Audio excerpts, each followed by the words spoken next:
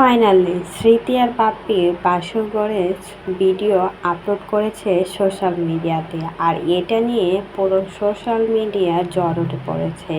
এটা নিয়ে স্মৃতিকে আবারও ট্রোল করা শুরু করে দিয়েছে সবাই।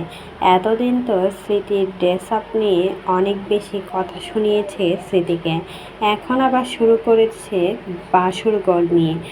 সবাই বলতেছে স্মৃতি কেন এই ভিডিওটা আপলোড করেছে, তাদের মাঝেই রাখতো, বিয়ের যত কিছু আছে সব কিছুই তো শেয়ার করলো, তাহলে আবার এই রুমের ভিডিও ছাড়তে হয়। এমনই বাজে বাজে মন্তব্য করেছে স্মৃতি আর বাপ্পিকে, সবাই দুয়ে দিচ্ছে স্মৃতি বাপ্পিকে। গতকালকে লাইভে এসে স্মৃতি অনেক কিছু বলেছিল, তার যা যা ভালো লাগে, কি কি করতে চেয়েছিল সব কিছুই শেয়ার করেছিল লাইভে এসে।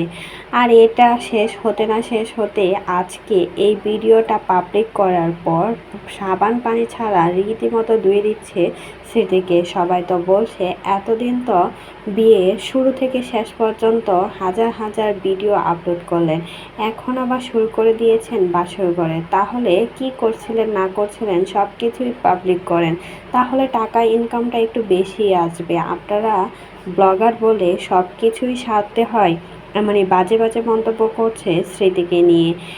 আর স্মৃতি এসবের কোনো পরোয়া করে না করে সে তার মতো করে অনেক ভালো আছে।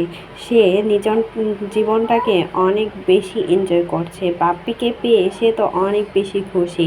আর খুশি হবেই না কেন, নিজের ভালোবাসার মানুষটাকে কাছে পেয়েছে। এতদিন তো অনেক অত্যাচার যন্ত্রণা সহ্য করেছিল এক্স হাজব্যান্ডের কাছে, কিন্তু রানীর মতো করে রেখেছে বাপ্পি স্মৃতিকে। তাই তো হাজার হাজার টাকা খরচ করে স্মৃতিকে বউ বানিয়ে নিয়ে গেছে বাপ্পি। আর বাপ্পির পুরো পরিবারও কিন্তু স্মৃতিকে অনেক বেশি ভালোবাসে, অনেক বেশি পছন্দ করে।